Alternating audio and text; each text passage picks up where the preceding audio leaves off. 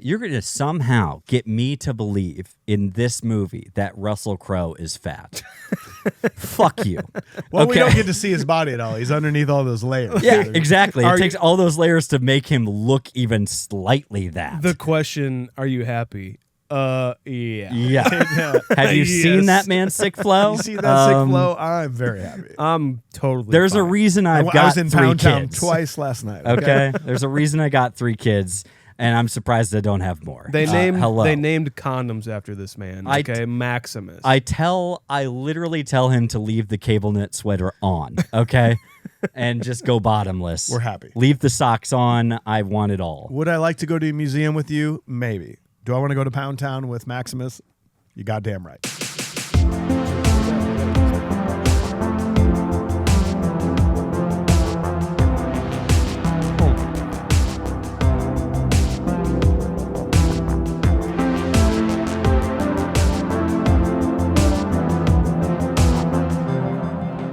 Oh my gosh, welcome you all to the Confused Breakfast, the podcast where we hit pause on the chaos of today and rewind to a simpler time when it wasn't about the convenience of streaming platforms. No. It was about the experience. Remember the magic of a Friday?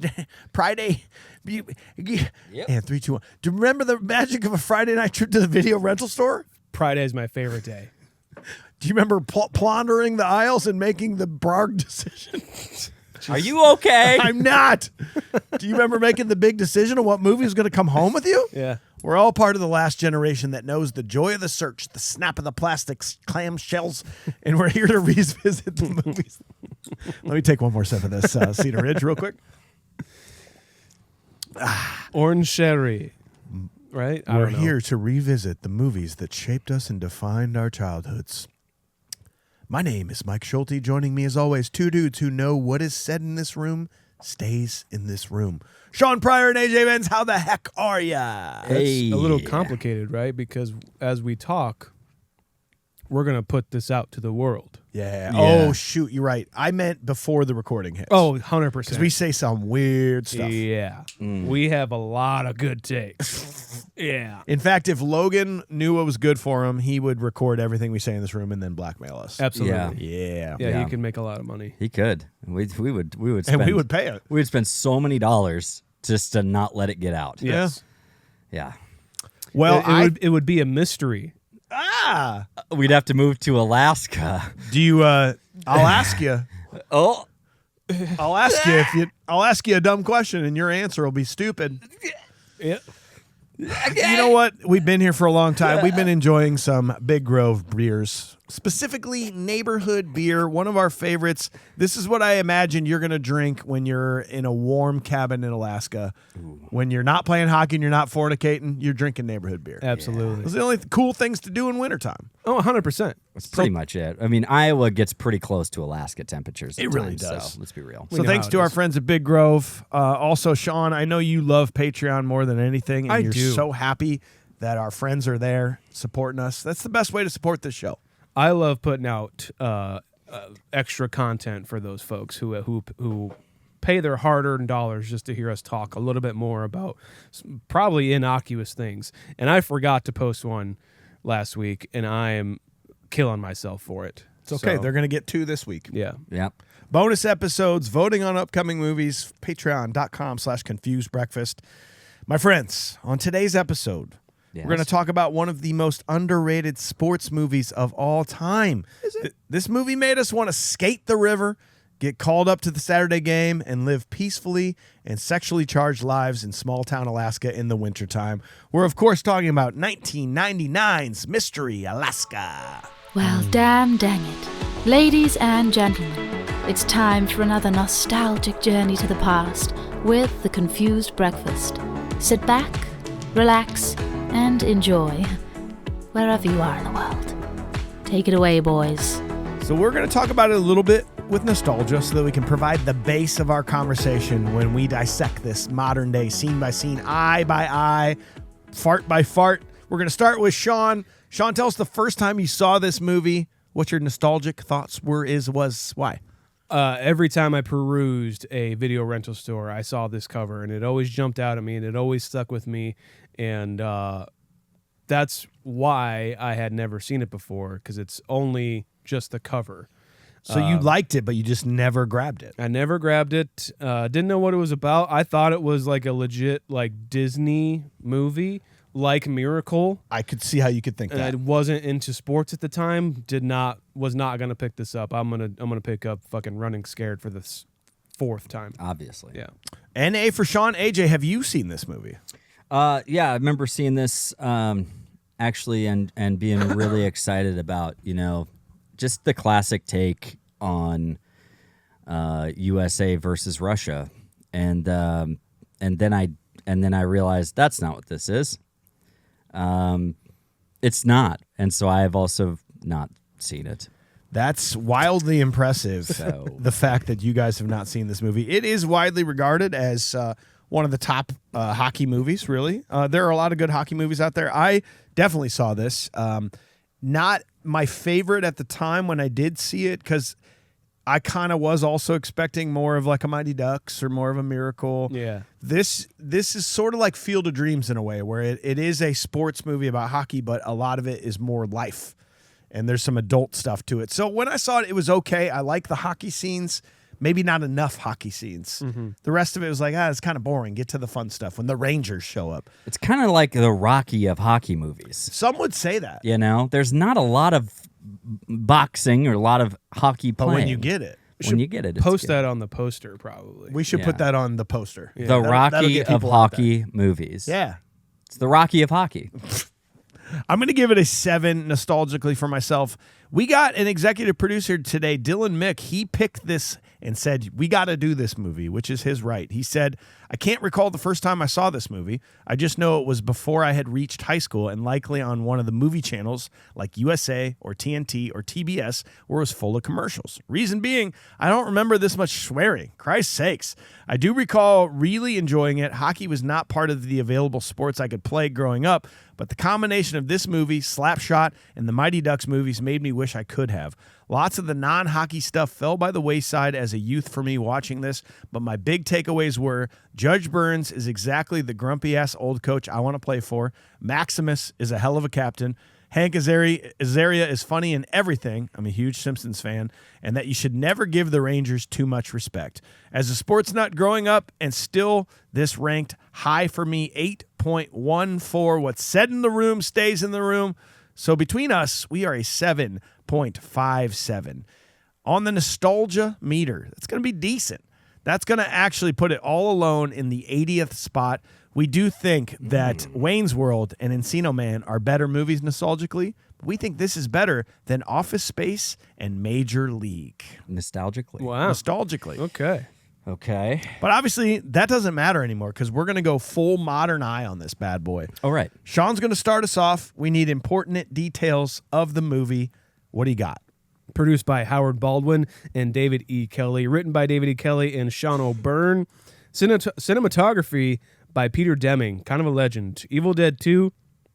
My Cousin Vinny. Son-in-Law. Fucking Lost Highway. Scream 2. I said Lost Highway twice. Mulholland Drive. I Heart Huckabees. Michael. And the series Twin Peaks. Sean. Edited by John Pohl. He also did Camp Nowhere. Mike. Big fan of that. And most recently, The Roses. Music by Carter Burwell, a legend. He did a lot of the Coen Brothers stuff. Wayne's World 2, Airheads, A Knight's Tale. Music supervisor extraordinaire. AJ. Just overall great composer. Directed by Jay Roach. He did Meet the Parents and Meet the Fockers, Bombshell, and most recently, The Roses. Cast: Russell Crowe, Hank Azaria, Mary McCormick, Burt Reynolds, Cole Meany, Lolita Davidovich, Maury Chaikin, Ron Eldard, Ryan Northcott, Michael Bowie, Kevin Durand, Scott Grimes, Leroy Peltier, Adam Beach, Michael McKean, Beth Littleford, Mike Myers, Phil Esposito, and Little Richard. Lil. It's kind of funny how if they're like hockey names, then I can pronounce them. Yeah. But if they're like Esposito, you should not be able to pronounce that. But you can. Peltier, I should not be able to. Yep.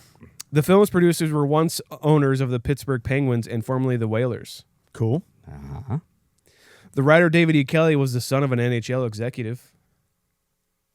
I have a feeling there's not much research. Writer David Kelly said the film was a combination between Picket Fences and The Mighty Ducks. When director Jay Roach came on board to direct the film, it was being called The Game at the time, not Mystery Alaska. To avoid confusion with David Fincher film, they did change it to Mystery Alaska. Good job.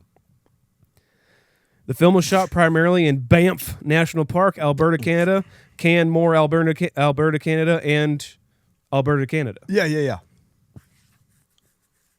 Mystery Alaska was released on October 1st, 1999, and on a budget of $28 million. The film only made $8.9 million at the box office, but has gone on to be somewhat of a cult hit. There is a whole oral history of this movie on a website somewhere that I found. When you click on it, it leads nowhere. It's Thank a you. blank page. Thank you very much. Yep. Well, thanks, Sean. Now we got to go to AJ. We got to find out why it tanked. What were the fan critical reactions? What were they? What the fuck ass of a bumfuck shithole website is this? It's the Tomato Meter! Gross. Right? I don't agree with the tomato meter. It's like, well, I have you see the people online that are like, Rotten Tomatoes is wrong. It's like, well, it's not like Rotten Tomatoes is going, this is our rating of the movie. It's a culmination of like everyone that reviewed this movie has come up with this. And also, you don't have to give a shit about it. No, I do. Much like this town. True. It's just a culmination of all the things. It's 36%. Splat! It's a splart. A little better than last week, but that is tied with Super Troopers of all the movies we've done. Troops. Big difference here. 66 from the popcorn meter and a 6.7 on IMDb. 6.7. Tied with Armageddon and Rumming Man. Rumming Man. Okay. Note to self. Whiskey Man. Yeah, we used to do this all the time. We haven't done it in a while. Yeah. Yes. We didn't have a like a warm up Patreon brunch thingy. You know, we should have done that. That's true. It would have helped me out. I know that. Well, you'll see. Lou Lumenick at the New York Post does offer some solid laughs, engaging performances, and it's a captivating setting. Paul Nechak in Seattle Post Intelligencer, just newspaper. Fuck. Guy. That is the good part about social media nowadays is you're like, Jim Carf. Jim Carf says, Oh, good movie. Yeah. Hey, good. Paul. Here's the Carf facts. Karff. Just give me the Carfax. Paula Nechak said Disney seems intent upon overdosing audiences with the little guy proving himself against a seemingly superior force. Wait, did you say Disney? The Disney. Is this a Disney movie? It's a Disney movie. I'm so confused. I know. So aren't we all? Liz Schwartzbaum, Entertainment Weekly. This enterprise might be called a Picket Fences on Ice. Okay. And they described it as that. They did. Yes. Remember my segment earlier? Yes. Schwartzbaum. Schwartzbaum. It was riveting. Philadelphia Inquirer, yet another Hollywood serving of everyman pluck in the sports division. And Hazel Dawn Dumpert. It's fun. HD Dumpert. Gross. From LA Weekly just called it thoroughly mediocre. Okay. 2 stars. You would think that a hockey movie starring Russell Crowe and Burt Reynolds would be an absolute slam dunk. But the woeful comedy... Wrong. Wait. That's wrong. No, you would not think that. Like slam dunk. No, you had your chance. You had your chance. A real slap shot, like a real post ringer, A bar real, down. You know, I like that. First of all, no. Second of all, what? a real one timer. Like, No, not that. You want to watch it multiple times. oh man, just okay. A real overtime winner. I don't know. Slam dunk. Fuck you, Griffin. Oh my gosh! But this woeful attempted comedy mixed with a forgettable supporting cast drags it down to the depth of a 2-star rating, and no one liking it on Letterboxd. This person said it could be mistaken for high school art. I'm gonna go like it. Sorry, AJ. You're good. Let's see. Pretty okay sports movie. Really could have done without all the drama about the teenager's premature ejaculation problem. It's important to the story. Never came, but hey, at least he did. Hey! This is called. This might.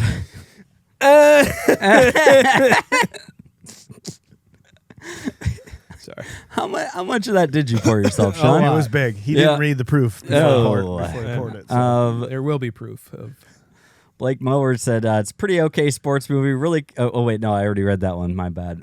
Jess said this is Mystery Alaska, starring Russell Crowe's sick flow. Those are great. Very true. Pretty accurate.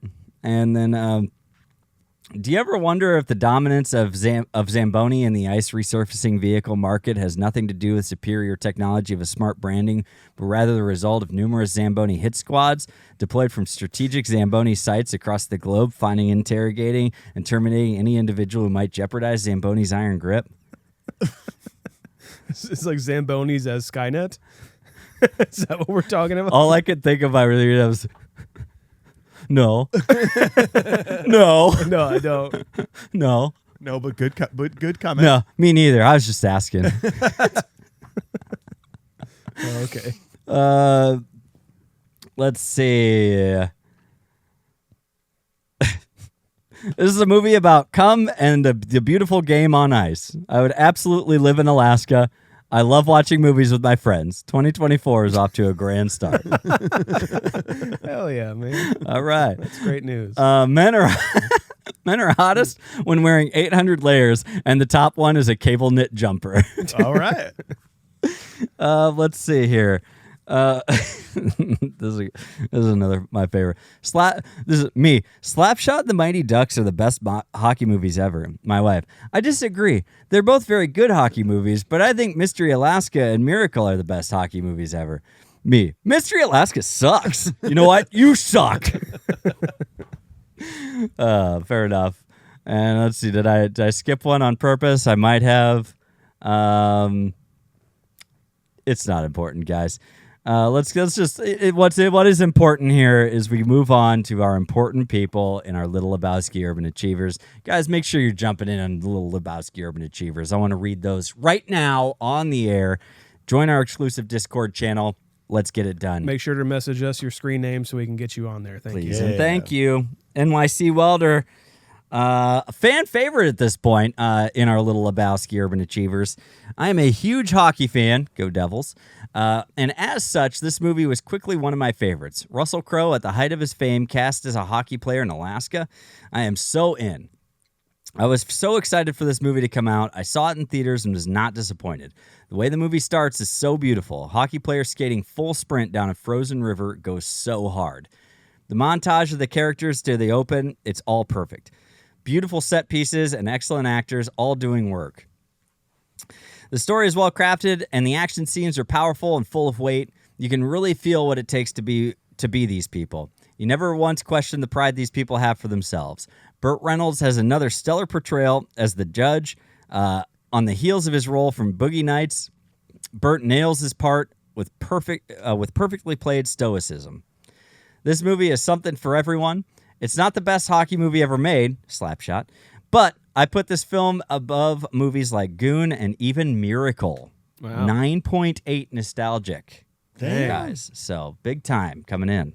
Well, thanks, AJ. Before we get started on the scene-by-scene breakdown, I just wanted to say I'm sorry. The truth is, I don't really think about anything. I just podcast and I fornicate because they're the two most fun things to do in cold weather. And when I get too old to podcast, I'll probably be too old for fornicating too, so I really won't have much to live for. I didn't mean to hurt you. And know that you both, being my partners in this business, this episode is a real positive reflection on you. So I'm going to do everything I can to make this episode one of our best. For Confused Breakfast, for Brett Hall, and for you. That's all I came to say. That's big of you, Mike. Thank you. For Peter Forsberg. Scene one. In the small Alaskan town of Mystery, hockey is life. Every Saturday, the town holds a game where local players compete in front of the entire town.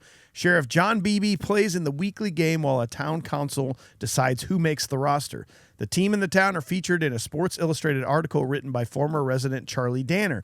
Tensions rise in town among the judge and his son, Skank and his fornication, and John being off the team in favor of Weeks. Would this ice be skatable at all? I wouldn't think so. You got to think you got a lot of wind coming through, moving some water, going to be a little rough.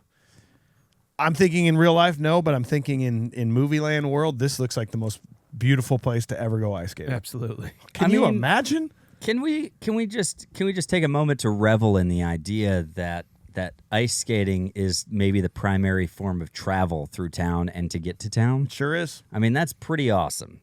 This town of Canmore, Alberta, that they filmed this in, it's so goddamn charming the way they portray the town life. They got everything they need right here. We don't need anything from the outside world. The views these people get to look at when they walk out their door, transportation of snowmobiles and ice skates, like this is the dream until you realize in real life, like it's always below zero. Yeah. There are 30 days probably where the sun barely comes up. But this movie does a really good job of making you not realize some of the negatives of what it would be like to live in the middle of Alaska. Yeah, you gotta look out for vampires and stuff too.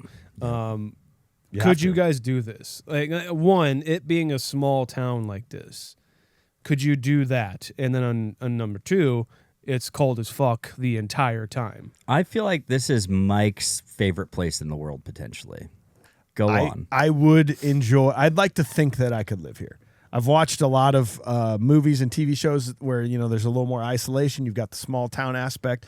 I mean, it's a proven fact that humans were only supposed to know about this many people. Yeah. So, like, the idea of living there pre-social media, not giving a shit what's going on in the rest of the world, having to wait for magazines to show up to learn anything, helicopters in and out. I mean, like, this is the older I get, the dream of living somewhere like this is like, hell yeah. Yeah. I can be the person in my community that contributes in X way, and so everyone else in my community can support me in their ways that they work. Like it's a cool thing. Quite literally the epitome of community. You know what I mean? Weird. It's just like it is weird, right? I mean, our friend Tim from the Midnight has moved to a small town, and he's been kind of posting now, kind of his small towner life. And I'm just like, isn't it? That's what I want. I was like, I need all of the stuff that I have to be gone so I can have the few simple pleasures that I actually like, enjoy, and take advantage of. That's what I fucking want. And he's like up there living it, and that's what it seems like this town is like. It's kind of like Out Cold, another mountain town kind of vibe. Same idea. I could absolutely do this like 10 months out of the year. Yes. The other two, let me be able to go to like Arizona. January, February is not going to be great here. Yeah. Let's just put it that way. Yeah. You're not going to like that. And like it being this is I wrote down this is like old time hockey's whole aesthetic. Yeah. Like he would thrive here. But this game every weekend that they have. Other reason why I think it's Mike's, holy grail home. This I guess I get it, but I also kind of don't, in the way that like there's nothing else going on, but just this game, and I don't know. It is hard to grasp. It seemed a little foreign to me, even when this came out. I don't know. It just seems like this wouldn't be. This seems pretty movie like to me. Probably, but also it's 2000 or 99. It's like 99. Nothing's happening. You live here, nothing happens, other than fornication and hockey. You think these guys give a shit about Y2K? Like, fuck, dude. No, They don't even know what's going on. They don't even give it. They don't give a damn. but it's the tradition of it. If you have the right town and the right people and the right mentality, a tradition will be preserved and will live on. So they've been doing this for who knows how long, and it's been this tradition of you dream about like getting to the game, and you go with your family every Saturday to watch it. Dudes drinking beers out there, warm sunshine. Like it is unbelievable nowadays that this would happen. But like back then, hell yeah. It's like their NHL. Like I just is. imagine about like, because they show the shots of like the town and everything, you see that shot of the kids playing hockey in the background, off in the distance or something, and it's like all they're aspiring to be is Saturday like game. is to be in the Saturday game, like this Weeks kid, right, and all his friends, and because they don't know any better, because there is no outside influence other than like somebody like Charlie Danner who had to get out, got to get out of this small town. It's crushing my soul. But it's probably because he couldn't skate very good. It was skated like a homosexual. Yeah. That was a line. That's what he says. That's what he says. It was. I think Which it's is weird. How does that happen? hard for me to get into it because I think I would have believed like all of this. I would have believed all of this setup. I think if there maybe was a different cast involved, Okay. or something, or like the way that it's told is just like it is very Disneyfication. I didn't feel for some reason like a part of this town, and I really wanted to. I got what you're saying. I don't know why. I can feel that. I think the first couple times I did watch this, it was like, okay, Yeah. that's pretty good. But you're right. It's just a story. It's like someone's telling you a story. You're not a part of the story. You're just being told. It does seem like a fable, yes. Yes. It does seem like someone's telling me kind of a like it is a fiction story, and I wanted it to feel real. It really never does for me. One of the parts that kind of took me out of it in the sense of like what you're talking about, like this fabled story, is like when it's showing them practicing or the game. I think it actually is the game. The first game we time see you is the see. Saturday game. Yeah. They're in the locker room first, and then they skate down. Right. That cool little. So sick. So cool. It's so awesome. And like, but I think they're showing that and they're talking about it. I think they might be reading some of it or like talking about the game and how it's like, everything that kind of leads to this game.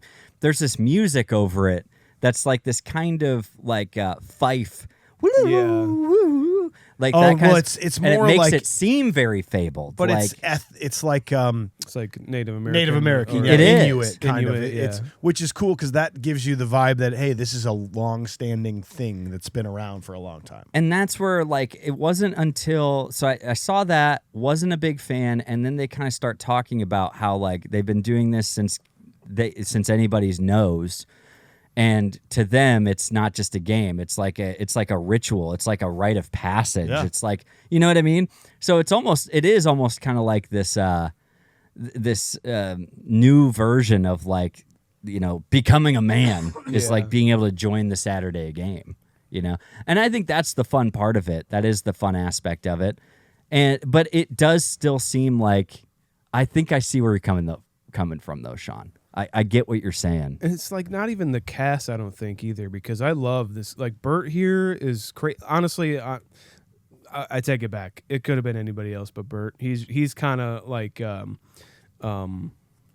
John Travolta in The Punisher. Same. He's like I agree. like he lived here and like wanted to vacation to Alaska. And was like, yeah, I'll take a role, whatever. Fine, whatever. Do it while I'm here. Yeah, I don't know, but all the other ancillary casts and everything, like what's like a lot of the Cole Meany. of course, Mm. yeah. I love As Cole mayor Meany. pitcher. Really works here.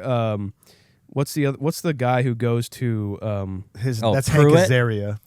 No, Pruitt. Oh, the Bailey? lawyer, Bailey is that Pruitt. Ron Eldard, I think. No, that's not. It's Mr. Tipton from My Cousin Vinny. Tipton. Tipton. He's great in this. Like that's some really good casting, I think, because if it was like people like Russell Crowe after he did Gladiator, if it was like that sort of cast, I would have been kind of taken out of it. But it's more of like these kind of B-level actors, which Russell Crowe was not that big of a deal. That's when what this I'm came saying. around. I think a reviewer said, "Oh, when Russell Crowe was in his." I don't think he was really that well known up into this point. No. I mean, I think he does it so well, and to be honest, I wouldn't be surprised if he got Gladiator based on this performance of that Maybe. leadership in the locker room kind of. He speaks like Maximus in that does, locker room, man. man. And I say that in a good way and like in a positive light. Russell Crowe looks really good in this, like, and I totally see what they're saying. And I think some of the most unbelievable stuff in it is like, yeah, he's the one who's just gonna have to take the bench. Yeah. It's like, what? Pretty good actually when you watch him play here. Yeah. Yeah. Oh, he missed the goal, but he had a sick pass. He's clearly a leader.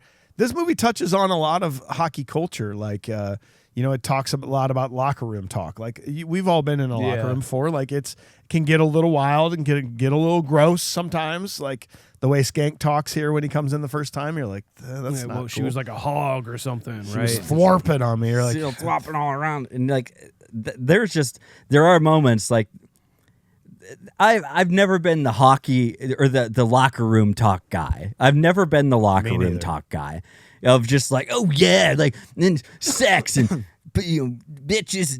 It's like I don't, and that came off like immediately. It came off like the wrong way to me in this movie. Yeah. Not in it. Like there was nothing endearing about this moment for me. There was for me. I mean, like. Hockey chirps are my favorite, like chirping on other players. I love so much. The potatoes in the thing. Yeah. Flipping them with the stick. Yeah. Like that locker room has to be like one of the most coveted places in the entire town. It is sacred. And to be able to think that you get to go in there is like, I get to go in there someday. Practice space. It's a band practice space. Yeah. But it touches on like the idea of aging out of something. Like sports, unfortunately, is one of the things that everybody wants to be good at, wants to do, but at some point in your life, you've peaked and you're going to age out of this. And we see it through Johnny, like having to go in the locker room and like take his stuff down and go, I'm never coming in here again. Then the pride he has to muster up to go shake Weeks' hand at the restaurant. That's where I'm more touching on this movie this time around, is the life lessons of this movie are more important to me than like the hockey stuff of this, I think if there was more weight to it though, because it is a weekend scrimmage hockey game against other people, like the whole team. Yeah. It's like a practice that, that people have. They split them up and like, you're on this team, you're on that team, or like you just have lines against lines. If they had like another team or something, I would believe this a lot more. I think I would like take to the being benched for the scrimmage hockey game, like you're being replaced by a younger person because this is way too important to us. I don't know. I would just believe it a little bit more. It makes me question about like kind of what you're talking about. It makes me think about like, what if there was no hockey game? What if they like, it's like not to say it in like a negative light, but if the hockey game is all this town has, but then like what would the town be without the hockey game? Yeah, you know what I mean. And that's where I wonder. That's where the weight could have been laid on a little bit thicker, like in my brain of what you're talking about. Yeah. Like this is all we got around here. Mm-hmm. So like, make us believe that. That's why it is a big deal to him, but they're not showing you a big enough of a deal. Yeah. Yeah, I don't know. I can't really even pin it down. It just I wish I got that feeling more. Sure. Yeah. With maybe it's the filmmaking. I don't know. I think you just get it from the characters of like, you got maybe a guy I'm like, just not getting it at all. So you get a guy like Skank who is like, we learn later on, like at first you hate this character and he really grows on you as the movie goes, but like the man's just a school teacher. Like he's not going anywhere. He's going to be a drunk and probably do shitty things later on in life. But right now, like he's the king because he like is made his way into this hockey game that is such a big deal to the town. There's only so many people you can fuck in this town. Sure is. And that's the other problem of this whole friggin' thing is like everybody. It's like. There's only so much to do in the cold, like they kind of say, and it's just like, how many people are there really around for you to bang? And like you're just sitting here like Wooderson, like people. It's like, that's stay the same age. They get older. I'd stay the same age. It's just like, dude, what are you doing? He's also teaching them if that's the kidding. Fact, and that makes it even worse. Well, it makes it even creepier. So it's a beautiful moment, like the way that newspaper article gets. First, it's being read by the mayor. Mm-hmm. Yeah. Then it's being read by the guys in the locker room, and then it's being read by the kids in Skank's class. Yeah. I didn't pick up on this until this time around, but he makes the little girl reread like the line about Skank and says, Skank is a master of the stick and scores on demand. He's making like a 10-year-old girl read this because she thinks it's hockey. In his head, he's like, that's a sex reference. This is a Disney movie. Well, yay! Because the dad's gonna laugh at that. At first she reads "Master of the Sticky Sores." No, you need to reread that. Okay, we sound out your words. It's like, so it is like there is some funniness to it, but this is definitely still '90s Disney where. Totally. They're just making movies. They aren't for like kids. This isn't not for PG. kids. This isn't PG. This is R. Yeah.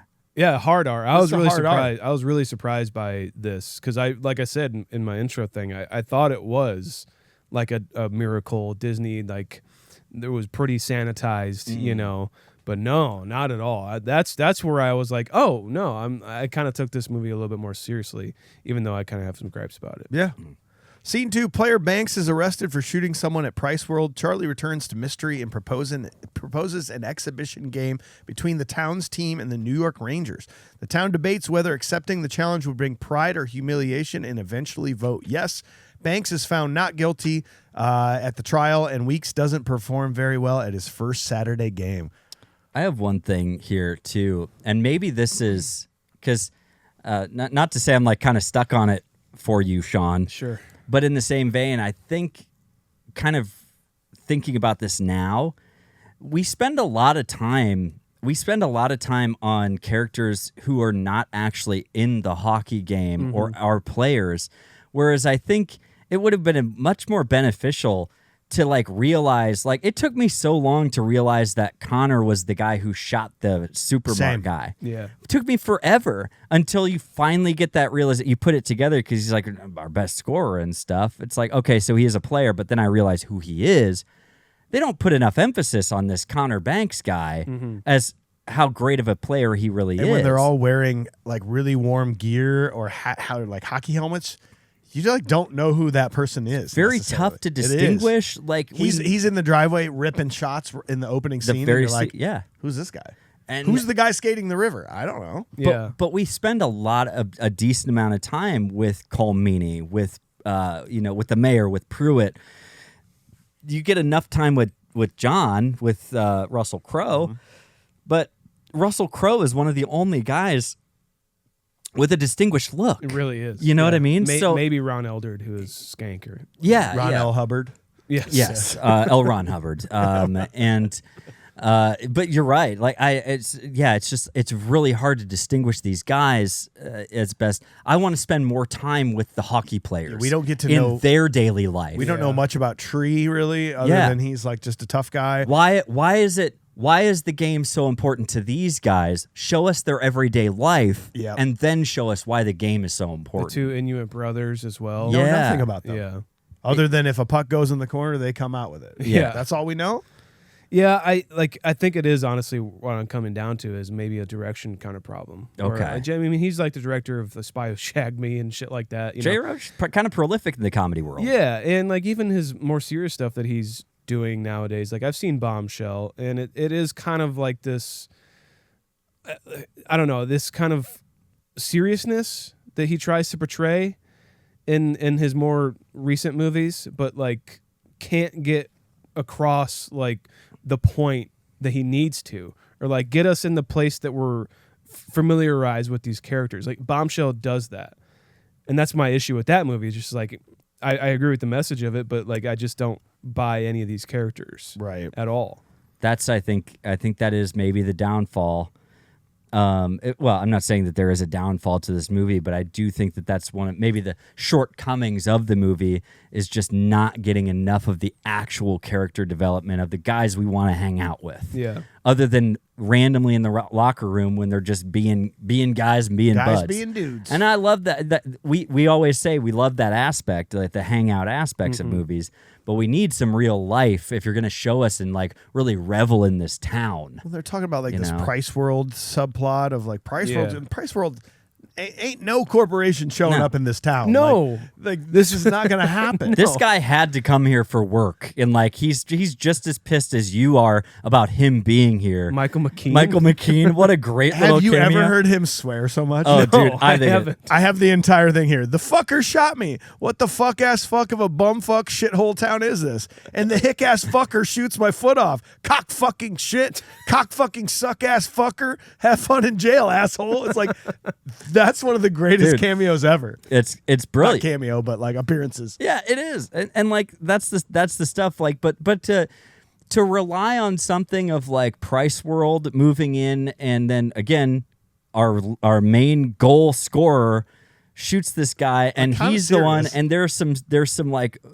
there's some tension because maybe he goes. I never felt the tension of him going to jail. I did because he didn't go to jail. He never like, went got to jail. arrested, but then still was like playing hockey. There's no tension. The motivation behind shooting him too was like he got pissed off and was like fucking like saying shit about the It was town. just Well, to kind of does he scare him, own and the it s- sounds like he just it accidentally went off. But or does like, he own the store, or is he just an employee there? You know, like right. Yeah, I don't know. we don't even know. He's a younger guy.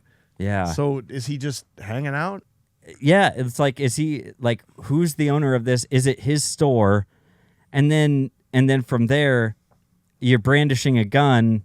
It goes off. He accidentally shoots him. It's like it's just really convoluted. Like it's just really And that story dies too. Like Yeah. Price World's coming to town, and well. and then it's just done. And by the way, how run of the mill is it to just be like Price World? It's like you couldn't come up with something like Foster Super Chain is coming in. Like call it something other than Price I World. don't know. I'd go to Price World. That sounds pretty nice. It just sounds it's such a lackluster, like just throwaway kind of an, I don't know. That's just me being a nitpicky bitch. rather than like a local town like grocer, like McGarf's. Yeah. Grocers. McGargles. We got to go down to McGinley's to get Yeah. ourselves some. Yep.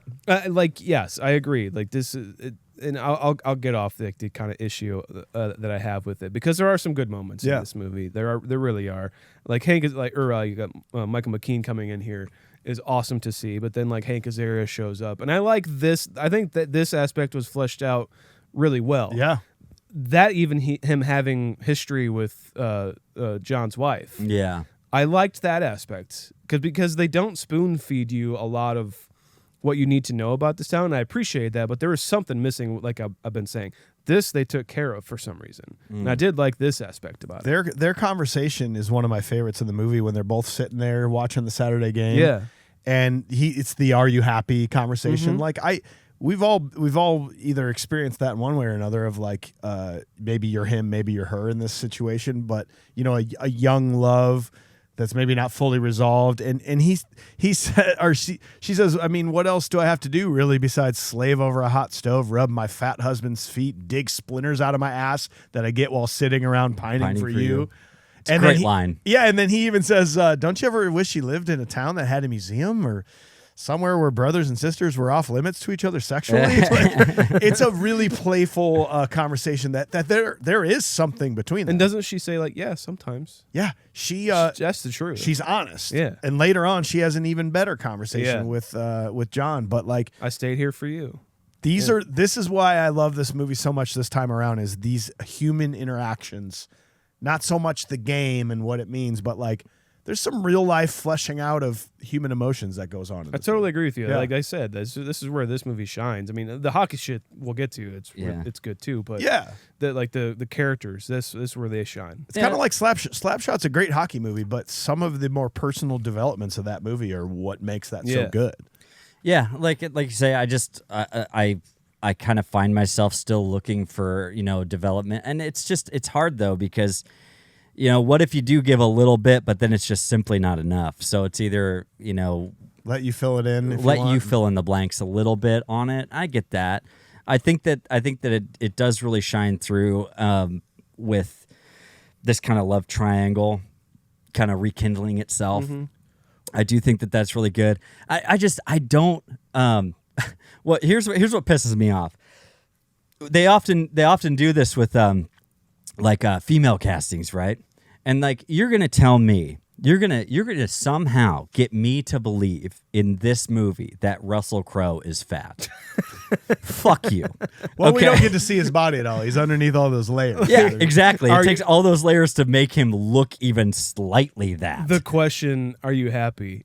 Yeah. Yeah. Have you seen Yes. that man's sick flow? You see that sick flow? I'm very happy. I'm totally. There's a fine. reason I I've got was in 3 Pound Town kids. twice last night. Okay. There's a reason I got 3 kids, and I'm surprised I don't have more. They named hello. they named condoms after this man. Okay, Maximus. I literally tell him to leave the cable knit sweater on, okay? And just go bottomless. We're happy. Leave the socks on. I want it all. Would I like to go to a museum with you? Maybe. Do I want to go to Pound Town with Maximus? You goddamn right. Look, Nothing prehistoric about that. there is That's just in the moment. I get all the arts and well-being in the way that he just takes it to rail tail. Okay. Did you guys recognize the old lady at the meeting, Mirabella? Yeah. The one that's like, oh, hold on Yes. a second. Did you recognize her? I at all? don't know what from, but yeah, I recognize her. Her name is Betty Lind. That's her real name. She was my fingers hurt. My fingers hurt. Well, your back's gonna hurt. You just I pulled just pulled landscaping. landscaping duty. The minute I saw her, I was like, yes. Thank you very much. It's really hard to like look at Hank Azaria and just like not I'm not saying like fall in love with him, but just have such an appreciation just whenever you see his face. Yeah.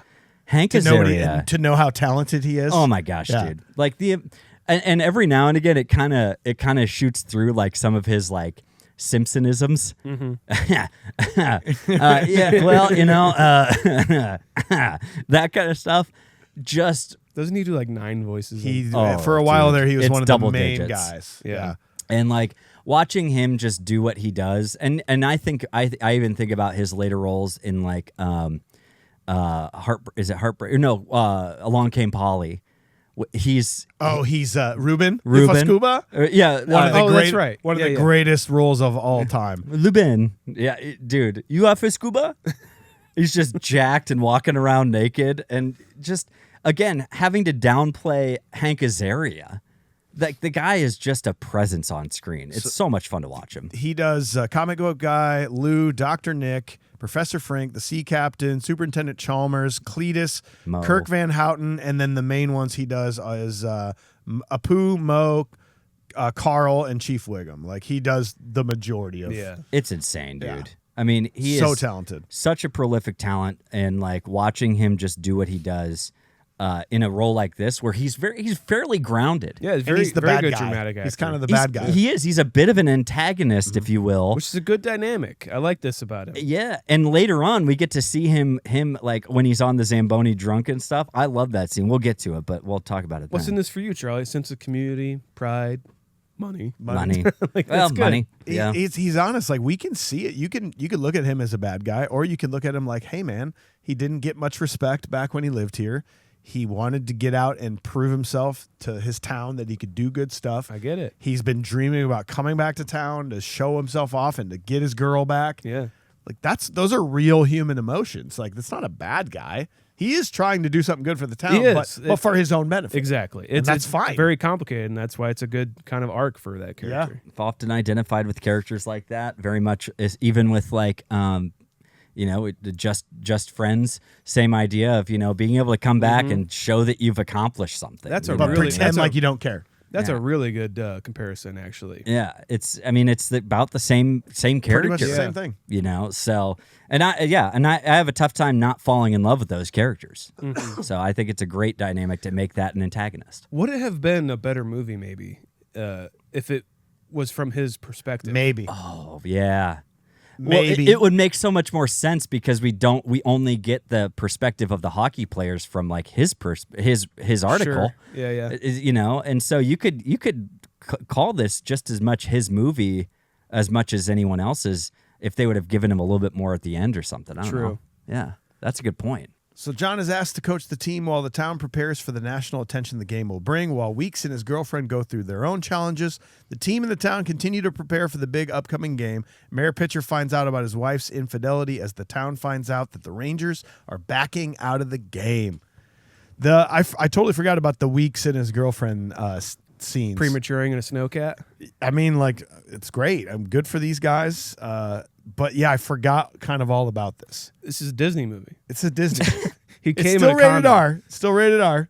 He came as she was putting the condom on, From Perky Tits. which is a good girl, by the way. Yeah. Puts Yep. it on for you. Absolutely. Say what you want. There. Sorry. It was good. Look. Say what you want, okay? But I will say, we've been talking a lot about each character. Kind of comes up about how they're all borderline brutally honest at points about things, and just very honest. So, this is a pretty wholesome community overall, even to the point of their kids, even though they're trying to get it done, still being responsible. Yes, they are. Okay. Yep. All right. And yeah, it's like. And they can't say words like dick or Johnson. They have to say serpent. Yeah. They're keeping it really, PG here, talking to your mom. Even her character is kind of nice. You're like this, like kind of young love-ish. Like it's both our first times. Let's just. I planned on doing it. Now I want to do it, and he can't do it because pre. Yeah. So we're done, right? Because pre. So we're done, right? So we're done, we're right? done. And she's right? kind of disappointed. Yeah. Yeah.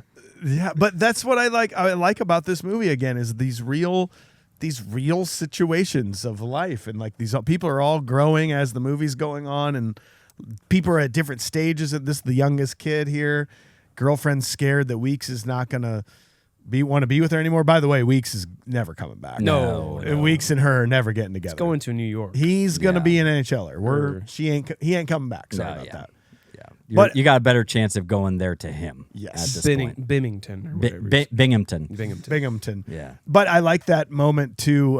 The mom of her, the wife of the judge, is so great when Judge walks in. I deserve to know what's going on in this house. Walter, if you don't leave, I swear I'll tell you.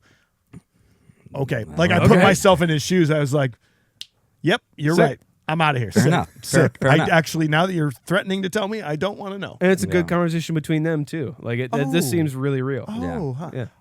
So you've had relations before? You're protecting yourself. That's good. Whatever.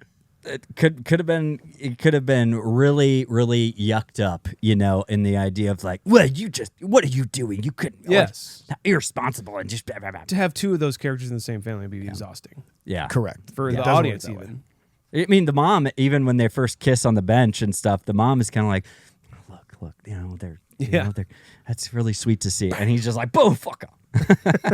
what do we think? We talked a little bit about it. Burt Reynolds here, like kind of hating his son for some reason for doing the town thing, like the best thing this town has going for it, and then eventually coming around and coaching. Like, what was his problem in the first place? There's some weird underlying tones there, I think, of like, Judge has an issue, I think, with the fact that he didn't ever make the game. I think they keep bringing that up. Yeah, he went away and played college hockey. But I think there's some unresolved hatred for him for never being able to play in the game. Mm. And then I think the only person he's sort of allowed to take that out on is his son. Okay, I get it. So like, I don't like it. I think makes Judge one of the more hateable characters of this movie. Yeah. In fact, they do weird shit here, man. There's what are they, the Stinker Awards? The Oh, Razzies? yeah, Razzies and stuff. Burt Reynolds was nominated for worst on-screen hairstyle. I was like, what does that have to do with anything? Man, they get it so wrong so often. We should just start our own We should call it the Stinker Awards and like Yeah. actually bad and shit. actually make it. Be like, no, Yeah. this is the worst haircut I've ever seen, Punchable faces, all that. because they don't do it right. I like Burt Reynolds. It's really hard not to like him in most roles that he's course. going to do, obviously, because he's going to get it done, right? And at no point does he feel phoned into me. I will say that. Okay. I do think that it's maybe just the way it's written for him. He's just supposed to be kind of the stuck-up guy. And like for me, Burt Reynolds should always be coming around to have the smile about very much like Boogie Nights. Mm-hmm. He's got it's like there's still like the best intentions behind what he's doing. That's the way I feel about Burt Reynolds. Him as a bad guy-ish doesn't play well for me. But otherwise, I think that, I don't know, I enjoy it, and I think he serves it very well. So Apparently, he had a freak out on set, like when they were filming. In the locker room, I guess, quote unquote. Like he kind of had one of his kind of blow ups, because he did a bunch of crash outs with Paul Thomas Anderson on Boogie Nights and stuff, and had one of those moments, and then he Jay Roach was like, he was really a professional, and besides that moment, like he even came up to me and like apologized, and he like sat everyone on the crew down and apologized to him and said, I'm really sorry about the way I acted. So he was like a really stand up guy, even when he did have these moments. Yeah. So and it sucks to hear like actors that have the moment, have a reputation like that, but yeah, at least you reconcile that kind of stuff. Are you guys Mary McCormick fans? I am, because of this movie now. Oh, really? Okay, so like I've always loved her. Like she was Howard Stern's wife in Private Parts, which we will be doing someday. Okay. One of my favorite movies ever. And she's always been like, the way Howard has talked about her, how she worked on that movie, and the way she just acts in movies. Like, I think she's so underappreciated. It's the way she delivers some of the lines. They're talking about the Zamboni, just getting wet thinking about it. Yeah. And he goes, Jesus. Like I feel like this is what Mary McCormick is like in real life for some reason. I feel like she's just playing herself. Like she's bringing a lot of herself through the character. And she's just so delightful. Like Yeah. I love her in this role. I don't know if anybody else could have played that wife the way she did. She's a very grounded presence again, like, and it's very realistic. It's very, very, she has her own struggles in the movie, obviously, but then at the same time seems like very genuine. It's very, very rare. It doesn't seem like a character to her, like you're saying. How I feel about her is how I feel about Jo Beth Williams, who is in The Big Chill. Okay. And also the mom in Poltergeist. Okay. Like something about him is like very motherly almost, but also there's something very attractive about them, yeah. and very funny. Yeah, I like her in this a lot. Yeah. And at this point we find out that the Rangers aren't coming. Mm-hmm. And it's like, no fucking shit. Like, Yeah. In fact, in real life, they wanted the actual Rangers to come be in the movie, and they were like, no, we're not going to do it. And this is a no-win. This is the definition of a no-win situation for an NHL team. Yeah. Is you either go, which, by the way, is a 4,000-mile flight to the middle of Alaska from New York, 7.5 hours roughly. Then you're landing, getting on a helicopter ride over mountains and glaciers to get to a small town that probably doesn't have accommodations for you. It's a liability. Yeah, to then play a game where you should win. Yeah. Which means everybody will go, oh, wow, they won. Like, we knew they would win. And what's the entertainment factor in that? Yes, or you lose because this other team is so good and motivated, and now you look like complete horseshit. You're like a laughing embarrassed. stock of the NHL for at least a couple of months. No fucking wonder. Yeah. Like of course they weren't coming. Yeah. This is insane. Did they say in the movie, they're like, no, the players don't want to come? Did They did. They were like, the players' union, the NHLPA was like, no. The union did. Yeah. The Which players- means the players said, we don't want to go. Okay. Well, yeah, because the guy, it's one of the commentators that you can tell was like definitely a player, and then he becomes like an on-air commentator. But he's like, this is a very busy schedule. You only have so many days off throughout this entire year. Esposito that said that? Was Probably, it yeah. Esposito? It was, yeah. Sorry. And he says this. He's like, so now instead of being able to go home and like spend this time with their families, they have to go to Alaska. No way. Yeah. No shot. Like it does. You're right. It doesn't make any sense to make this Bring a thing. mystery to New York. Correct. Where's the nearest? It'd probably be in Canada somewhere. Like, where's the Vancouver. nearest? Vancouver's probably nearest to Depending, Alaska. yeah. Well, no, I don't even know. Probably something in Canada because Alaska's way the fuck up there. Dude. to make that work in a 4,000 schedule. miles from New York straight to Fairbanks. No.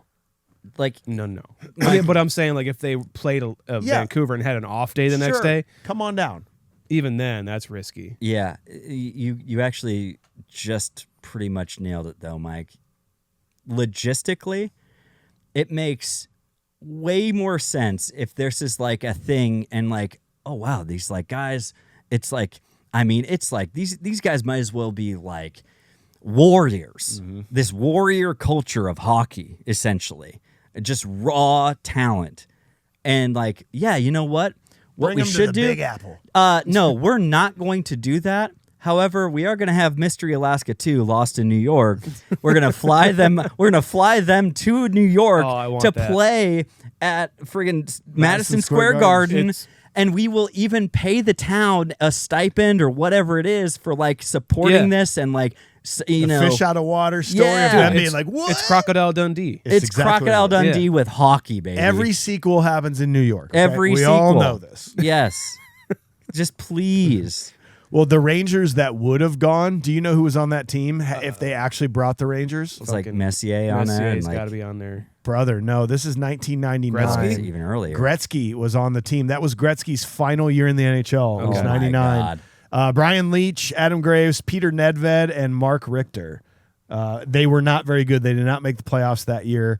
Again, being Gretzky's final year, but yeah, that's who we could have maybe seen in this movie. Kind of crazy. That would have been dope. But instead, were they like AHL players? I think so. Yeah. And they all pass. I mean, it all passes. It's all fun. I mean, all you gotta do is okay. We'll talk. I got some thoughts about. I'll let you talk. Can I get a prop then? No. Oh. Ooh, here's a prop. The Scream 2 poster in that girl's room. I knew you wanted that one. I want one of their game day jerseys. Nice. I want probably That's a good call. Banks. I want Banks. Yeah. Like, because there's just something about that. Because then I can also wear it as a Mighty Ducks jersey too. But like, there's just something about those jerseys, and they've got like the brass eyelets and stuff on the. I don't know. They're fucking cool, man. I think I could wear Johnny's hat, his like Alaskan Russian hat. I think I'd look good in that. There you go. Oh, okay, yeah. It angers a lot of people. Dylan Mick wanted Burt Reynolds' hat and coat. What an iconic coaching look. In fact, definitely. When the Blues were in the Winter Classic, when Hitchcock was still on the team, he wore like a top hat like that and like a trench coat. I don't know if it had anything to do with this, but it looked cool as shit. So he's like plaid and like pleated pants and man. I think when we actually went and saw the Winter Classic when it was at Soldier Field in Chicago, and it was the Blackhawks versus the Penguins, I think. And one of the coaches was wearing like one of the plaid hats, and I mean, just kind of everything about that day was fucking electric. Dope. I'll talk about that on Patreon. Yeah, let's do that. Yeah. Hit it! If we were on a train to go punch a face, I'm on board. That's what I'm talking about. I couldn't help but just feel so punchable towards one of the town elders, the Wish.com Walter White guy. With the like shaved head and the goatee and the glasses. Like he was one of the three guys. It was Bailey, the mayor, and then this guy who we still don't even know his name, but he totally looked like he auditioned for Breaking Bad and didn't get the role. Totally. I like to think that he is the guy who owns the store that Banks works at, there and you he's go. just never there, and that's why Banks had to like deal run with the it. place. Yeah, Isn't I he like also that. in Tommy Boy, the guy we're talking about? I don't think so, but I can look it up for you. Like, is he like on the board or something? Something like that. Oh, or are you thinking about? He's not the guy who buys brake pads from him. Yeah, that's Correct. not him. He's not that guy. Okay. So, punchable face. Yeah, man. NicMad also said the ref. He said, and that isn't just because I coach two sports and argue with refs. That dude looks unpleasant every time he's on screen. Blow it out your ass, buddy. 100% agree. Yeah, I think that ref sucks. I mean, I've got one. What do you got? No, I'm with NicMad. Oh, okay. Well, my punchable face, lo and behold, was going to be Mike Myers. Wow, Dude, That's not bad. and I think he's amazing in this role, but that's why. Okay. His character, because he just jumps back and forth and then has the audacity to be like, hey, where can you get a rub and a tug around here? You know? It wasn't he mimicking like Don Cherry, basically? Yeah, Like, that's right. He does a very good job of being that guy. Oh, 100%. He's the personality, but also like, hey, fuck you, kid. It's Like, also an issue I have with it, though. If you're going to We'll come get out there. here and you're going to be playing with these guys, you better have some salt on your old noggin. Okay, it's like, what the fuck are you talking about? Don Cherry. Well, scene 4, Bailey dies in New York while arguing in court about the game. With the game back on, Judge assumes the role of coach, and the team continues to train. On the day of the game, the town tries to gain every possible advantage, including delaying the start so the Rangers must endure the extreme cold. So, yeah, they get to this courtroom here. You kind of initially hate Bailey a little bit because he's kind of like seems kind of weaselly. And it's the remnants of My Cousin Vinny for sure. Yeah, That's the only reason I dislike him. The whole time, I feel like he's the odd man out of these three, saying like that are trying to take BB out of the game, and put Weeks. You're in. right. He's like, hey, have a good game today, please. Because and then he looks at him like when he's in that meeting with John. He's like, well, that's pretty good, you know. He just doesn't feel right about this. You can tell he is so passionate about this game, like and like the things that go into it. And especially, obviously, the players themselves.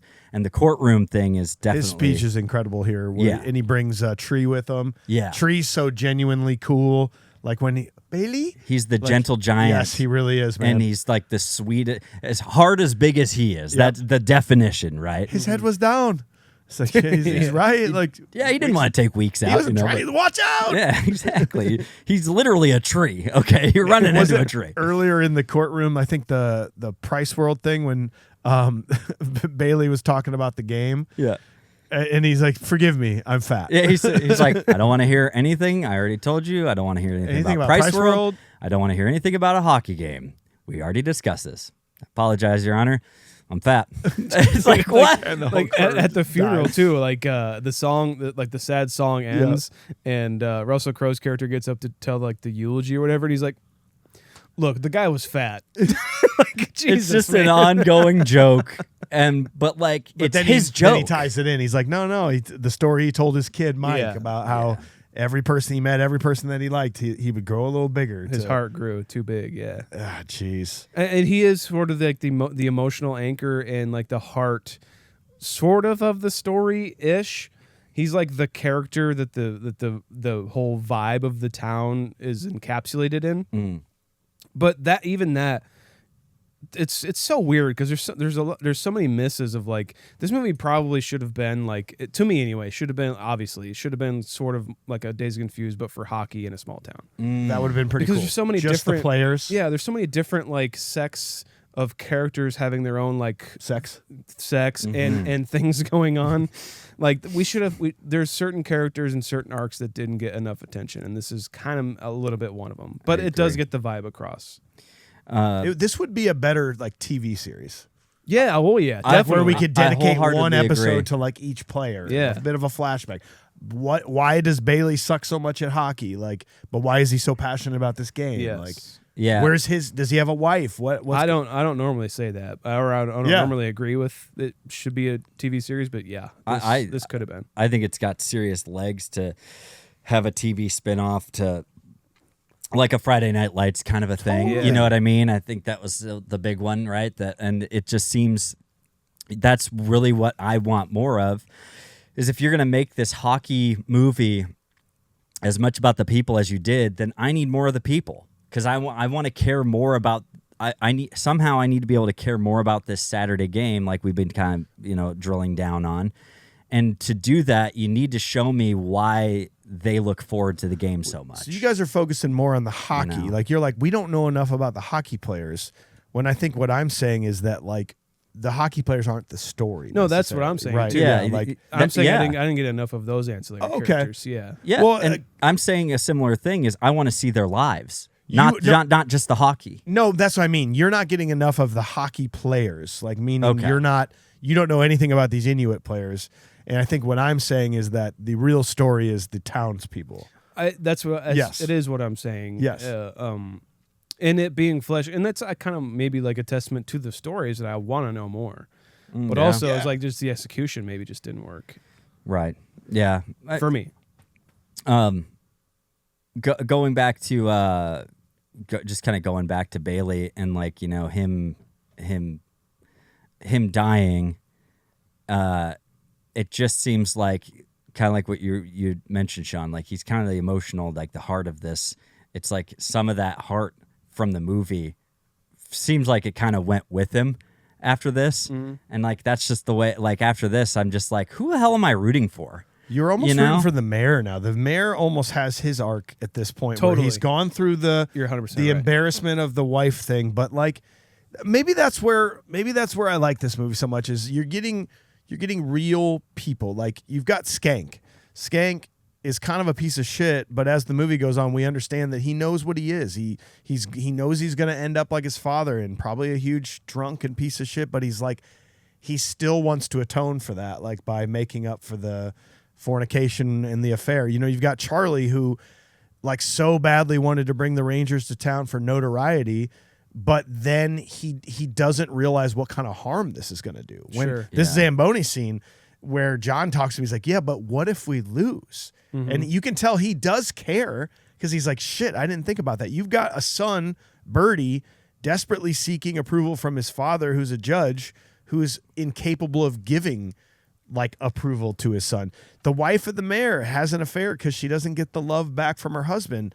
Donna's trying to hang on to her life and like identify in a tough place to live, choosing love of her family and her husband over like a life she could have lived. It's like these little stories you can kind of like weave in and out and be like, okay, this is like real life, just in a small town in Alaska, right? It is. And like I said, some of it is done really well, and I do think that the Cole Meany stuff is done well, even though like I would handle it differently, probably. The way he handles it and the way Cole Meany performs it is very good. And he comes around, he's like, okay, now I'm leading this, and I've got these ideas, and I'm passionate about it. Let's do it. Handing out the newspapers to everybody when the Rangers come out. His scene with Little Richard of like, well, that's what's going to make this a harder ask for me. Makes this I'm cold. even harder to ask. He's all bundled Dude, up. Little Richard is so awesome. What a cameo, man. What a cameo. And then He will see you now. yeah. And then realizing I'm cold. during the thing, like what he ended up asking was just to prolong this as long as he can. Sing for as long as you can. And you're just watching these Rangers squirm. I love how they don't tell you that that's what he's going to ask you. No, It's a nice move. See, that's setup, the brilliance of that style. Not telling you everything, but you get it. The payoff is there. And that's what I want more of. That's what I wanted more of, I think, throughout the movie. Yeah. You know? But I did want to talk about the John and Charlie scene. Yeah, the Zamboni. The Zamboni scene of him. I'd like to picture that like every Zamboni just only has that song playing on repeat. Like it's like built in the I want to drive a Zamboni. Because he didn't have a speaker or anything with him. So I think it's just built into the machine. Yeah, I think so. I think it's just how the motors are, and they're like a player piano. It just creates that or every Zamboni is just tuned to some like phantom radio signal that just has that playing over and over and over. Every 300 miles in any direction is this one little antenna that just shoots out, I want to drive a Zamboni. See, but this is what I mean is like he's got that bottle of booze. He's just like, so long, Sucktown. You know, That's exactly what it is. And you're just, it's 100%. They have such a good conversation here, though. And you feel for you really feel for Charlie in this moment because he's like, I couldn't do what everybody wanted to do in this town, but I was going to come back and like with my Pulitzer Prize under my arm basically and just throw it in people's face. He's like, and everything is about hockey here. And I bring the New York Rangers and this is what I get. And where's my parade? I'm so on his side until John says what he says. He's like, but what if we lose? This is what the town has. Yeah. You're right. This is everything to if the the town. Rangers lose this game, whatever. Right. It's not that big of a deal. Yeah, like they're going to get joked at. For like a week. For like, a little bit of time. Until they win their next game. Correct. Against professionals. Correct. Yes. And so he does. It just makes you feel for like both sides of this. And it really... I think this conversation was the culmination for me of a lot of things in this movie. It was the climax for me for a lot of this movie. As much as I think we already had the scene of their argument, John and is it Donna? Is his Donna, wife? Okay. yes. We already It kind of happened here. Okay. Yeah. But then they have their like kind of come together again. The Dear Abby thing. Mm-hmm. Yeah. That didn't make sense to me. That always felt really strange to me. Felt very out of place, very forced, like we should have had a reference to this beforehand. and it got cut out or something. Something like that. That's what it feels to me. And she just was like, "Oh, John," it's like, well, if I did that to my wife, she'd be like, what is this? I wanted to blame it on her performance, but I think it's just like I don't know what. I think it's just was. bad writing. Yeah. It's maybe it's something that he's always done for her. Maybe. Like, I'm not good with words, babe. That's what I mean. But I'm also gonna go out to the yard and start ripping some pucks while you read this. Just FYI. You know how long it takes to put on all those winter clothes? No It would have shit. taken him so long. Taking him so long. By the time she's done, she's like, "What are you doing?" He's like, "Oh, I haven't even put my one shoe on." That's literally why I stopped going outside for almost anything this winter. Was like, I don't want to put more clothes on. No. Takes too long to get ready, bro. The one thing I wanted to mention about the Little Richard thing is that whenever I have a chance to always bring this up, I will. It's the callback to in The Simpsons when he does the national anthem at the baseball game. Do you guys remember that episode? And he sings it for like 22 minutes. I can't remember who did it, but that's all I could think of during the Little Richard scene is just how long that took. And then he starts singing "Oh Canada" for Canadian no one. reason. Yeah. What? Why is he singing Why "Oh is he Canada"? doing that? We're in Alaska. There's some Canadian players. Yeah. Some Czech ones maybe. Well, final scene. Despite an early 2-1 lead, the mystery team is down 5-2 heading into the third period. They fight back but end up losing 5-4. Despite the defeat, the crowd and the Rangers applaud the team's performance. After the game, the Rangers sign Weeks and Banks to minor league contracts. Donnie Schultzover, right? Schultzover is Mike Myers' character. Okay, That's his name. It's just like the most like hockey commentator Yeah. name. How many syllables can we pack onto a jersey kind of a thing? Yes.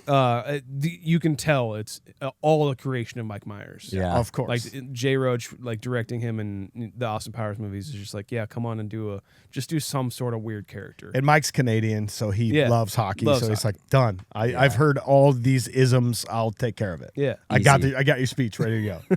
Yeah. Like I say, there's a reason I want to punch him in the face, and it's because he does this so goddamn well. And it's extremely funny. It's so on the nose, and then it's his back and forth of like, they don't have a shot in hell.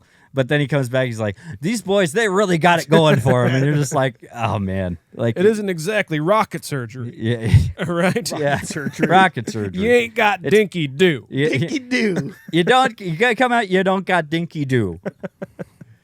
What do you think about the hockey filmography here in the playing? Like, I personally think this is some of the best, like, movie hockey that's ever been filmed. Yeah, I agree. I was thinking this time around, I'm like, I think the movies that we've covered, the photography of the hockey has always been good.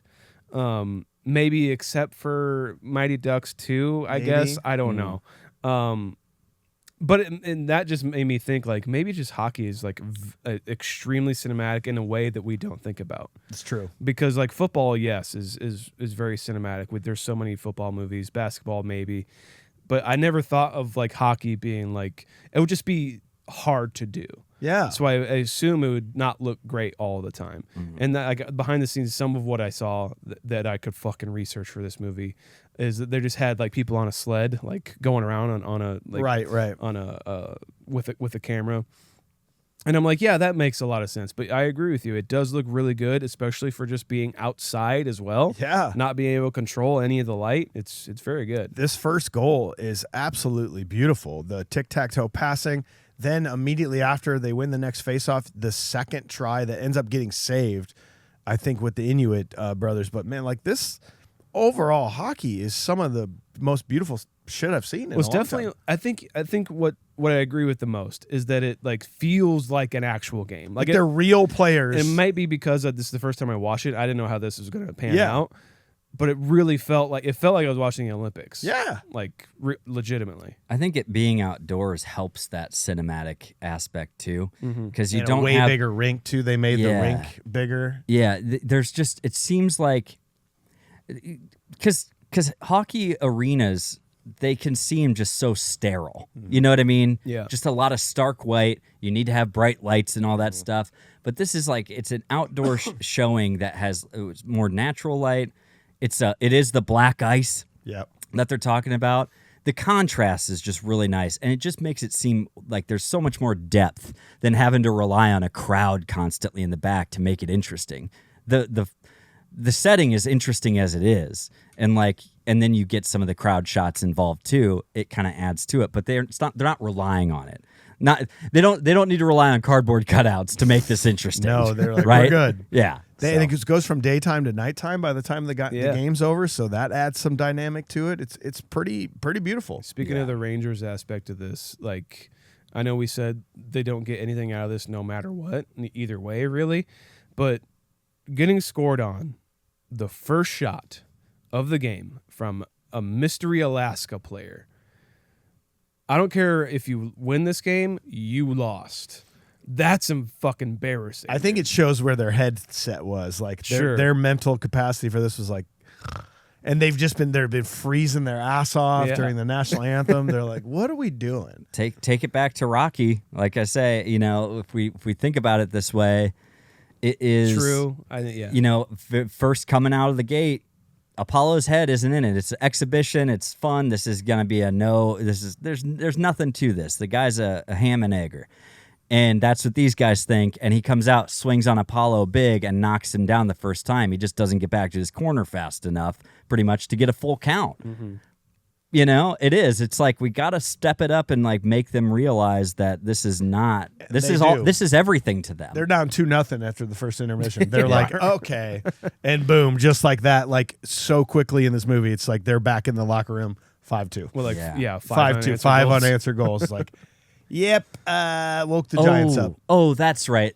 NHL, got it. The best of the best of the best. They're pretty good. Turns out they're pretty good. They've never played on a pond before. Well, they all grew up in Canada, so yeah, they've played on ponds before. You think they haven't played on ponds? But where do you think these guys come from? Also, these guys are like, man, why is it so familiar to me that Banks, number 9, what is that? Oh, Mighty Ducks, number 9, Banks. That's right. Always the best player on the team, number 9, Banks. Yep. You can bank on Banks. Hey. Huh? All right. Fucking sick, dude. Yeah, dude. The coach is like, you don't pass, you sit. Like some of these moments where he is the coach on the bench, Burt Reynolds here, some of that's really good. And then, but some of the hockey, you can see like one player was like hooked right in front of the net, like a no call. On this final play of the game, when there's 40 seconds left, the Rangers win the faceoff and ice it. Yeah. Clearly an icing. No call, no icing. Like, okay. Yeah, refs really letting them go, huh? They're letting them play. They don't wear helmets. This is old-time hockey. That's right. Same type of icing rule, though, for in 99, though? Always same. Yeah. I mean, well, isn't it hybrid icing now? No. Oh, I see what you're saying. That means a Rangers player would have had to have gotten it. No. They had to go get it. No. Okay. Yep. All right. Yeah, see?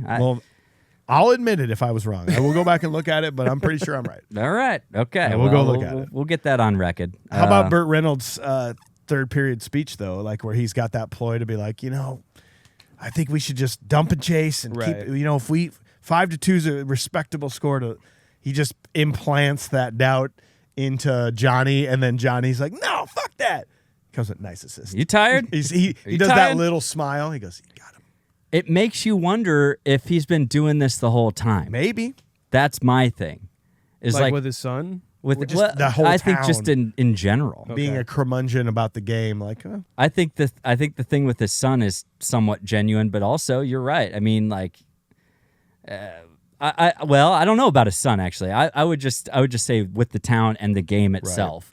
Right. I feel like he gives the smirk right in the town meeting about having the game. He kind of does, yeah. We have two things. We have our illusions, and we have hockey, and we have our illusions or whatever. Yeah. And it's like we should cling to both.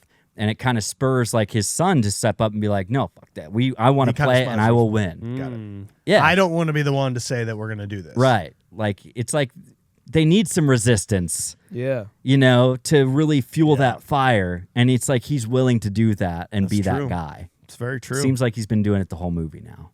I can see that. Like I said, one thing I did notice is there's a sign in the crowd that says, "Hey, Skank, I'm pregnant." Never noticed that. So that's really great. That's amazing. But yeah, like I first time watching this, I thought like, oh, totally Disney, like they're gonna win. They're gonna tie it up and it's gonna be all good. But and I was like, oh, fuck. Yeah. when they don't. or it goes off the post, right? The crossbar, yeah. And Yeah. the goalie's diving. Like the goalie was not in position. He's flying through the air. Very Mighty Ducks-ish of that, but Yeah, and then he drops the puck afterwards. Like he drops That's it out true. of his glove. Yeah. You know, you're like, okay. But yeah, I kind of forgot if they won or not when this came around. I was like, I do enjoy when the team doesn't win. Yeah. Let's make it a little more real life here. The fact that the 2 players got drafted is kind of weird to me a little bit. Like, are you allowed to just like take these guys with you?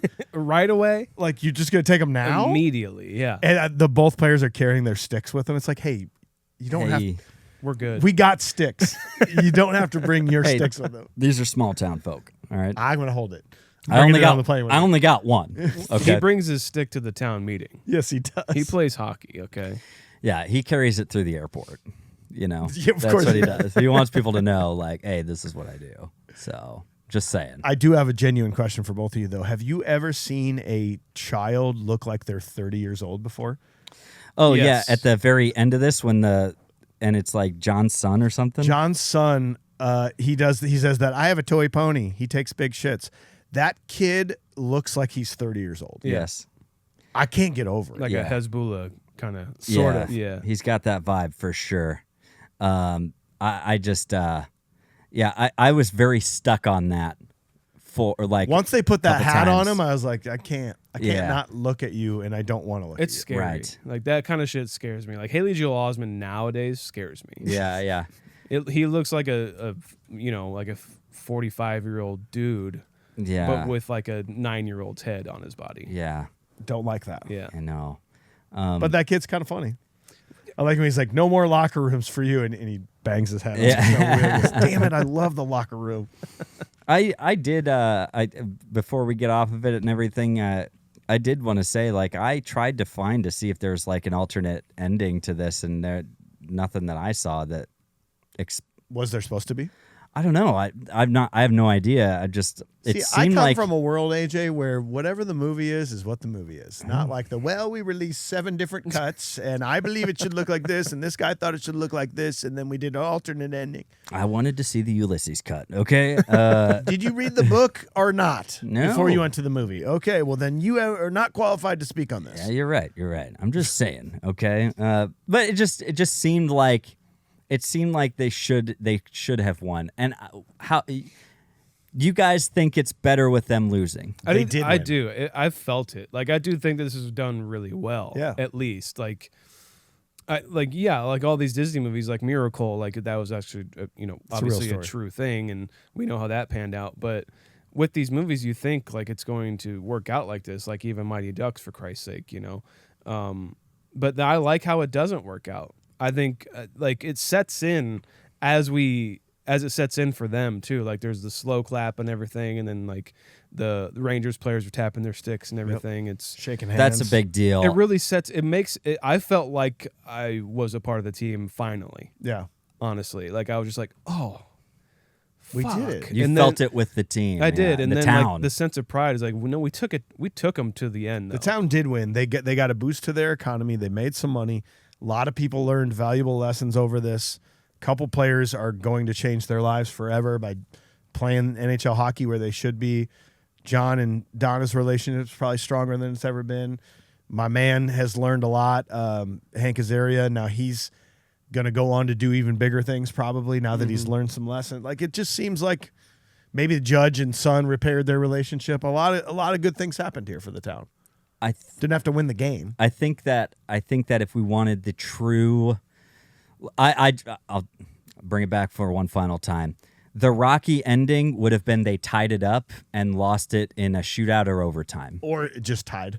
or just left it at a tie. Yeah.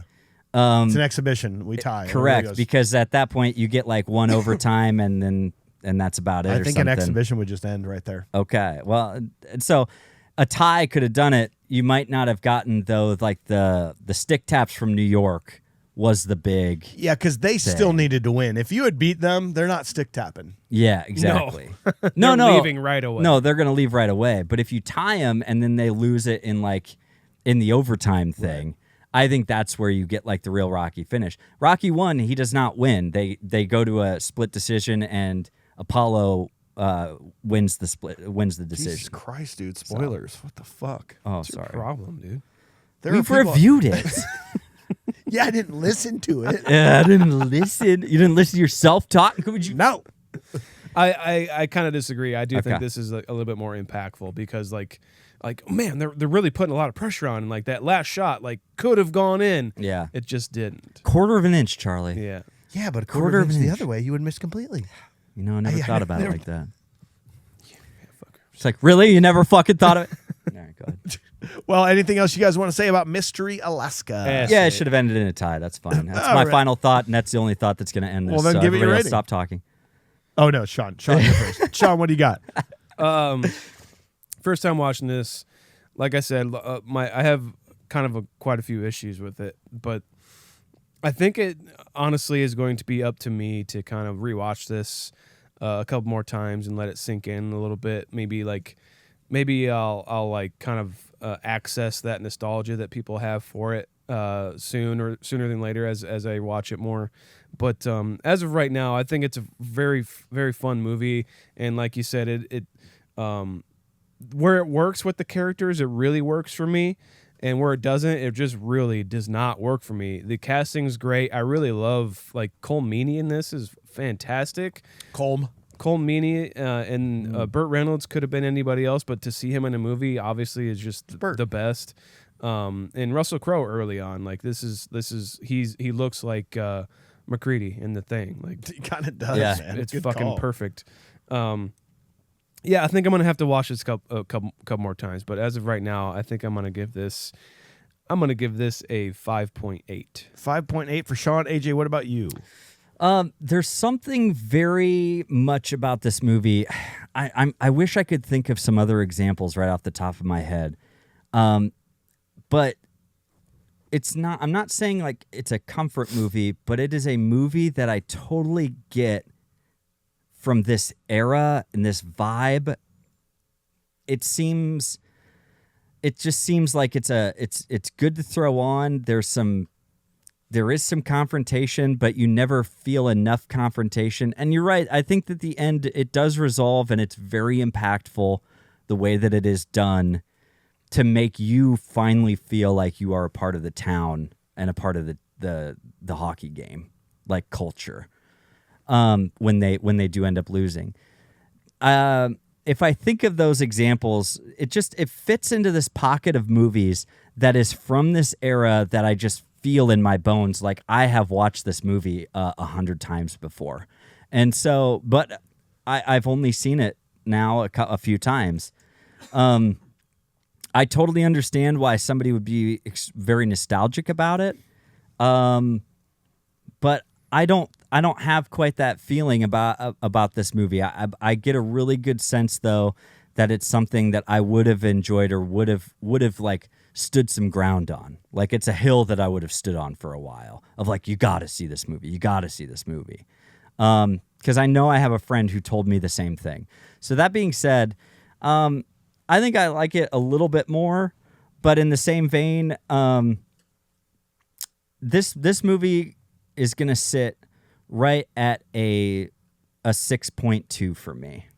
6.2. I don't really have nostalgia for this movie because I haven't seen it that many times, but this time around it hit a little bit better. I like the hockey. I was so impressed by the hockey filmography, but the overall story was great because I just like, if you look at all the sports movies on our list that I've ranked so high, they're generally movies that are they're about the sport, but they're more about the life and the people in the story, like Field of Dreams, Sandlot, stuff like that. Like those movies are not really sports movies, and I don't really think this is necessarily a sports movie either. I love the human aspect of this movie, so I'm going to give it a 7.3 on this one.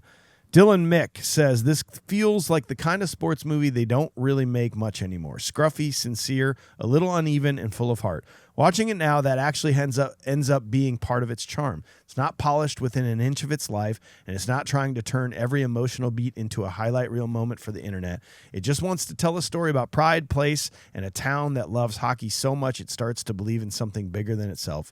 At its core, this movie isn't really about hockey. It's about identity. It's about what happens when a small town that usually gets ignored suddenly gets a shot to be seen. Mystery isn't just a backdrop. It's the whole point. The frozen streets, the local biases, the gossip, the rituals, the way everyone knows everybody. All that gives the movie its heartbeat. The big game matters, sure, but mostly because it means something to the people standing around the rink, not just the guys on the ice. Russell Crowe gives the film a sturdy center, but the real strength of Mystery Alaska is the community around him. Mary McCormick is also wonderful as his wife, who maybe is a little too flirty with Charlie Danner, and that prick can't even skate. Now, to be fair, it's not a perfect movie. It wanders a bit. Some side stories feel undercooked, and the tone can bounce around a bit, but there's something likable about the movie that it's a little rough around the edges and still manages to make you care, and this one has that quality. It's earnest without being corny, sentimental without completely losing its footing, and funny in that dry small town way where half the jokes feel like they were born in a bar after midnight. John Beebe's speech before the third period is still 27 years later the best movie sports speech there's ever been, and I'm not a rah-rah speech guy, but as a player, my friends and I would often say to each other at halftime of football, basketball, and soccer games, anybody fucking tired? Still gets me fired up typing it. Incredibly fun and well acted by Crowe. Hot damn. Seen through a modern lens, this movie works best as a reminder that not every sports story has to be huge or based on an incredible true story to feel meaningful. Sometimes the best ones are about local legends, ordinary people, and a town rallying around one big impossible idea. Mystery Alaska may not be an all-time classic, but it's got grit, personality, and a genuine love for its people that counts for a lot. Final verdict, a flawed but lovable underdog sports movie that still skates by on heart, hometown pride, and the simple belief that being counted matters. Mike Myers' cameo absolutely rules. I think it's really well casted in the important roles, and it's very rewatchable. Gets a 7.05 modern-day rating. Now I'm going to go for a ride on a Zamboni. Getting wet just thinking about it. 7.05, that's going to take us as a group. Yep. Yep, Greep. Cut that out, Logan. No. 6.59 for this movie. On a modern day scale, a 6.59, is that what I said? Yeah. Yes. 6.59 is going to take this to, all alone, 181st spot. We do think that Speed, Air Force One, and Grumpy Old Men are better movies, but we think this is better than Red Dawn, Euro Trip, and Basketball. Oh, Yes. I don't think it's better than Red Dawn. Yeah, you should probably watch that again. Yeah. Yeah, you're probably right. No, don't. Or don't. I'm not going to do that. We hope you enjoyed being here. Thanks for listening to the episode. Tune in next week. We're finishing March off with Casino. Finishing February off with Casino and starting March off. Finishing March off with Casino. Starting April with Clueless. Oh. And if you're new to the episode, new to the show, go back this time last year. Blast from the Past. That's a fun one. That's a great I one. gave that an 8. That was a great. Yeah, you had a good time. It's a great fucking Great movie, man. Oh yeah, great movie. It's a Blast from the Past episode for you. And thanks to Logan on the controls. Learn more at Upload Media Group, uploadmediagroup.com. Check out our net. What? You always say something. You didn't give me time. I'm sorry. I forgive you. And check out our network, Cloud 10 at cloud10.fm. That is it for us. Goodbye. Are you not entertained?